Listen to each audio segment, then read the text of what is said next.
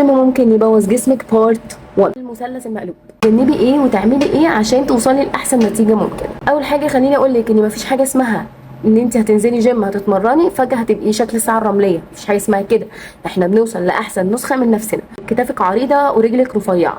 اول حاجه ان انا ما اتمرنش تمارين توسع الكتف، زي ايه؟ البول داون، الشولدر بريس، الشولدر ريز، فرونت ريز او لاترال ريز. دي تمارين نتجنبها. حتى لو لعبتيها تلعبيها بشده قليله. يعني ايه بشده قليله؟ يعني تلعبيها باوزان مش تقيله. ممكن تلعبي تمارين مركبه. يعني ايه تمارين مركبه؟ شيست بريس، بنت اوفر رو. التمارين اللي بتشغل اكتر من مفصل دي بتشغل مجموعه عضلات، مش بتهت عضله معينه. وبرده ما نشتغلهاش بشده عاليه.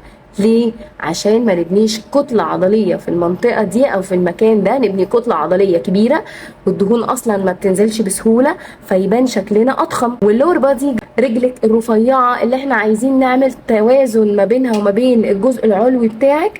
فنعمل ايه؟ فنشتغل على رجلينا بشدة عالية، ونشتغل تمارين عزل وتمارين كومباوند. نشتغل على رجلينا طبيعي جدا من غير خوف، ونشتغل بشده عاليه، نشتغل باوزان عاليه زي الابر بودي، شده منخفضه وتمارين مركبه. تمارين الدايت بتاعك بقى اللي احنا بنعمله ده حاجه اسمها ريكومبوزيشن. يعني ايه ريكومبوزيشن؟ يعني اعاده تشكيل الجسم. يعني بنرسم شكل جسمك. بنرسم شكل جسمك يعني عايزين نبني كتله عضليه في نفس الوقت اللي بنفقد فيه دهون. طيب ده هنعمله ازاي؟ لو عملنا كالوري ديفيسيت كبير، لو انت رحتي اخدتي لي 1000 سعر حراري ولا 800 سعر حراري، مش هيحصل.